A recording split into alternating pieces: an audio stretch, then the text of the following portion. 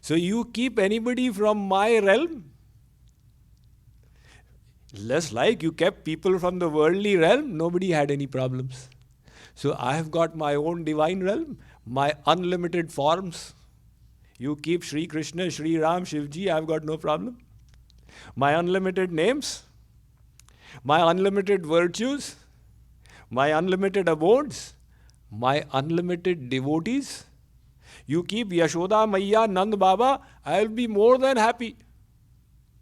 But now, if you bring worldly things, then I will object, because this will dirty your heart.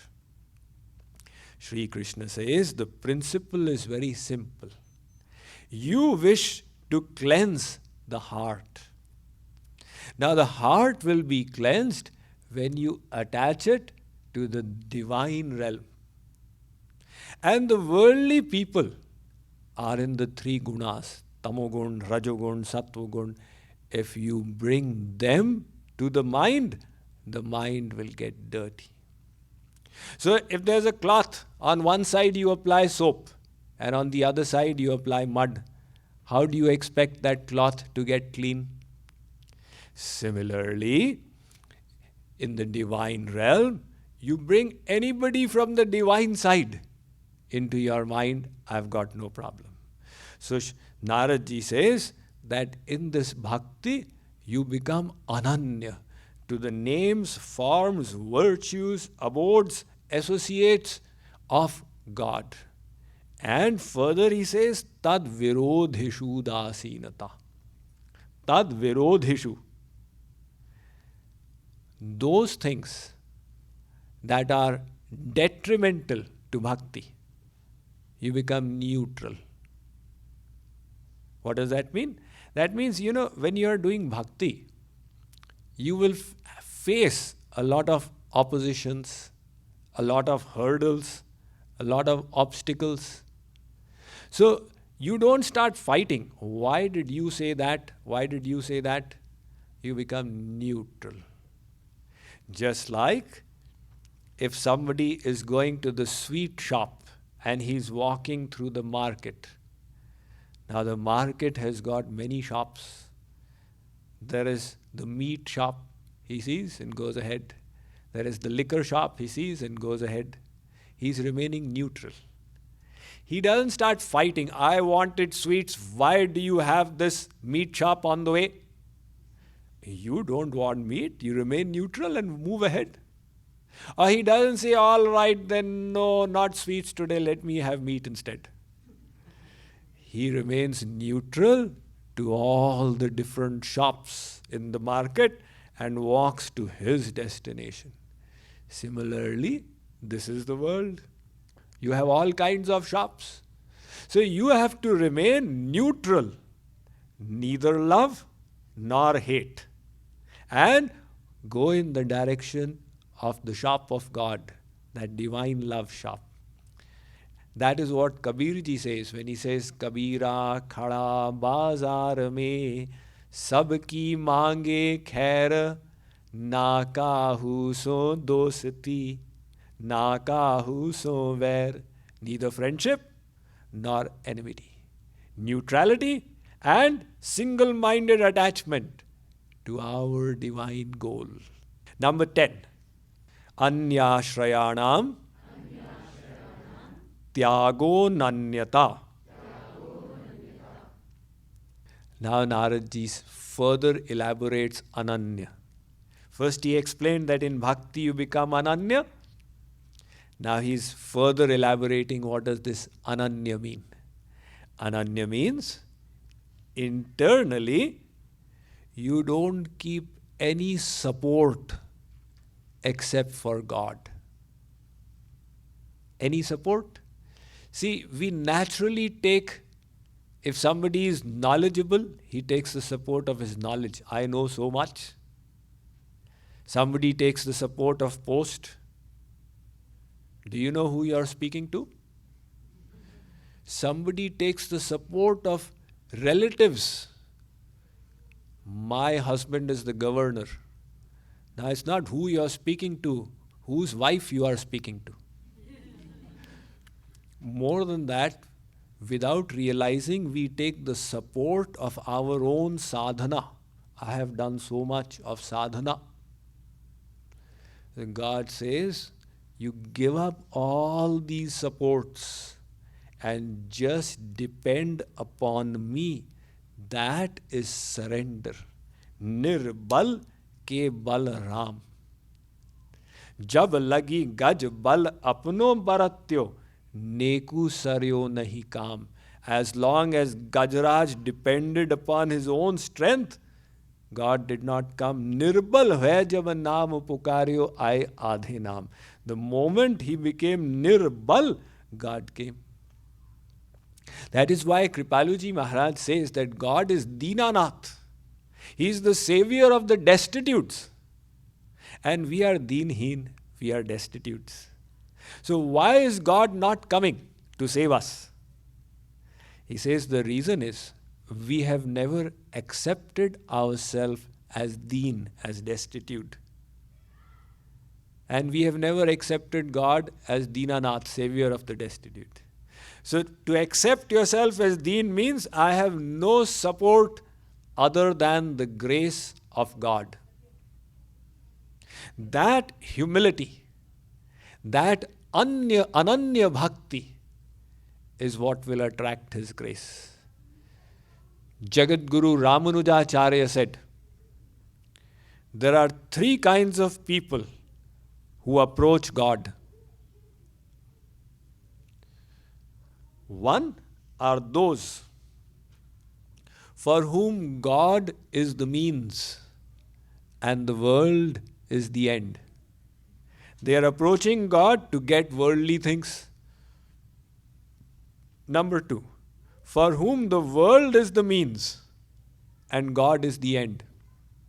In other words, through worldly practices, sadhanas, they think they can attain God. I have done this much japa, this much yagya, this much vrat, so I will attain God. These two don't attain him. The third category of people attain him. Who are they? For whom God is the means and God is the end. In other words, they wish to attain God by his grace, not by their effort. The effort is just to attract the grace. So God says, the day you become anyashray tyagah, the day you fully depend upon my grace alone, that very day I will come. The strong example of this is given of Draupadi. So everybody has heard the example of Draupadi. As long as she depended upon her own strength, finally also when she got the cloth, she was depending on her own strength. Sri Krishna did not come. And when Dushasan gave a tug, that cloth slipped. From within she realized, God alone is my savior. She lifted her hands and screamed, Govinda Dwarika Vasan. Now that anyashray tyaga took place. And immediately the connection was made. So, we are to do sadhana. But remember, it's not on the basis of sadhana that you will attain him. Somebody came and asked me, Swamiji, I chanted the Hare Ram mantra 3 crore, 30 million times, but Sri Krishna did not give me darshan. I said, is there any such formula that you chant 30 million times and you'll get darshan? Naradji saying, anyashray tyag. You chant your 30 million times, but give up this pride inside. Otherwise, what happens? One Babaji, he chanted the Gayatri mantra 25 crore times. And his anger spread 25 miles far. Little children all around, they came to know that Babaji has got this temper like Durvasa. Why? Because he did chant 25 crore times, but he got the pride of having chanted it. So we have to empty that pride. That's what Naradji is saying, anyashrayanam tyagaha. Sutra number 11. Loke vedeshu tad anukula charanam Tad virodhishu dasinata. So Narad ji says that from the Vedas, you take that portion that is in accordance with your bhakti. You see, the Vedas are like a general merchant's shop. They have a whole lot of instructions.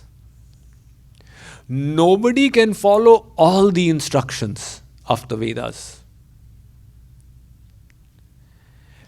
Let us say there is a grihasti, somebody in household life, he's got a set of instructions.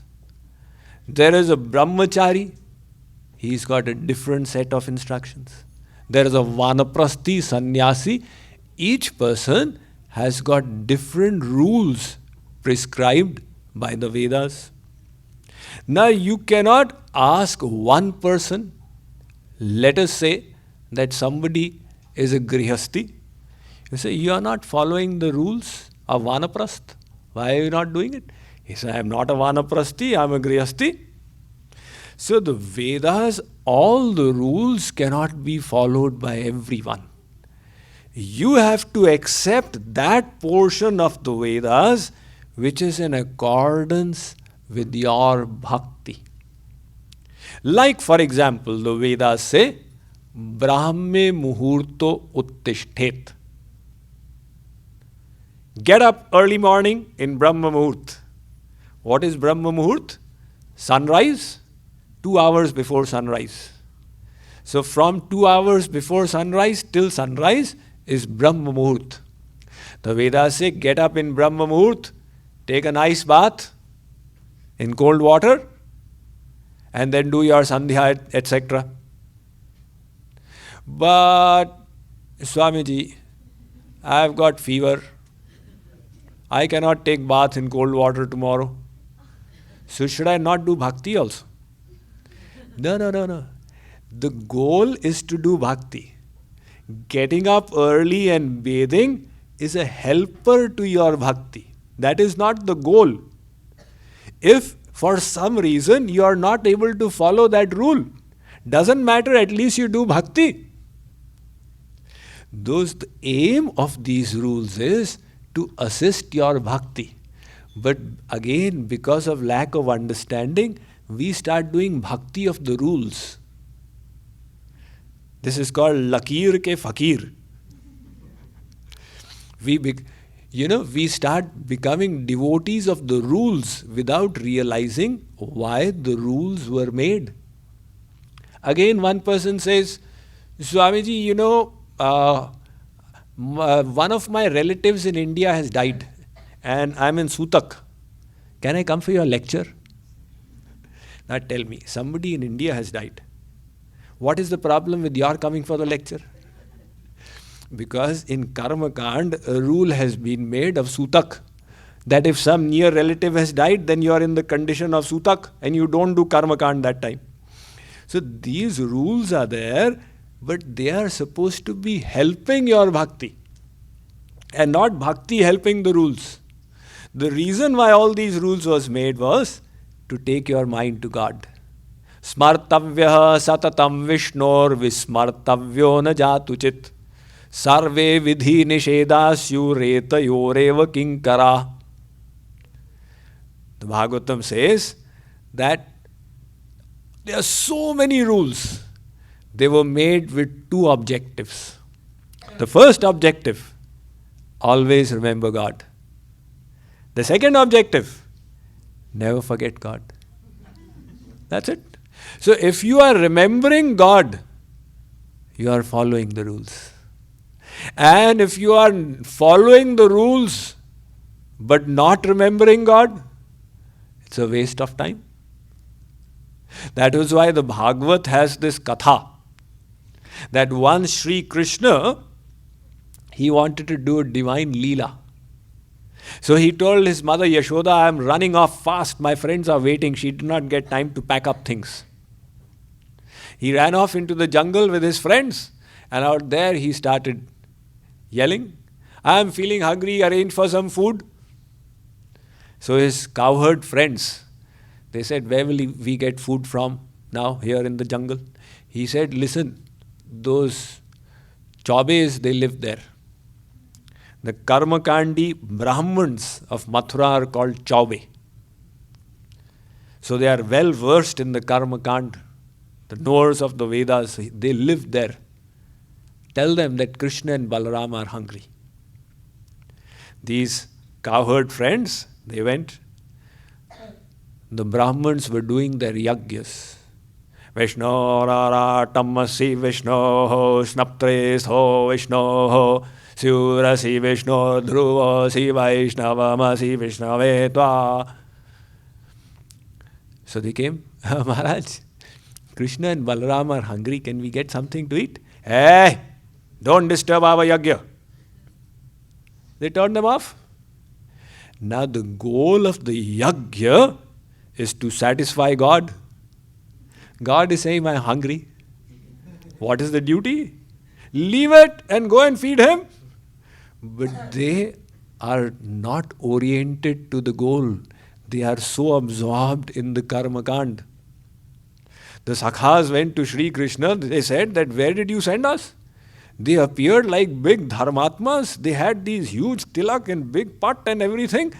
But they don't even know this much of dharma that they are supposed to feed you when you are hungry. Sri Krishna said, you will get nothing from there. Go and tell their wives. The wives of these pandits, they were engaged in devotion.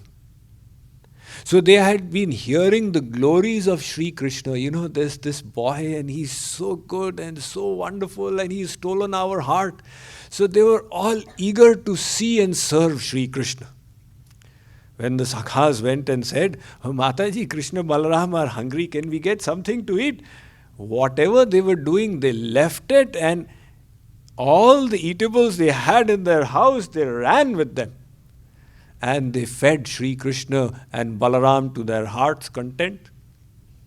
Later on, Sri Krishna gave divine vision to the Brahmins. They realized their folly.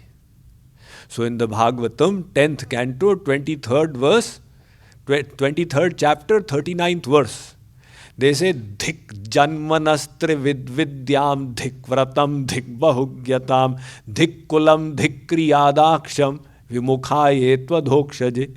Dhik, fie upon our birth. Karmakandi Brahmins are saying this, Chaturvedi. Fie upon all the scriptures that we read. We made our mind a library. It all went useless. All the mantras we recited, the fasts we kept, the austerities we performed, they all were of no use. Why? Through all this, we did not develop love for God. So they say, look, they did not do all these rituals. However, they reached where even our angels did not reach. Where was that? They developed love at the lotus feet of Sri Krishna. So the goal of all the scriptures is to reach the feet of God. So Narad Ji says, those instructions that are helpful to you, you accept them. Don't bother about the others. Towards the others, you just remain neutral. So, beyond this, we will now discuss tomorrow.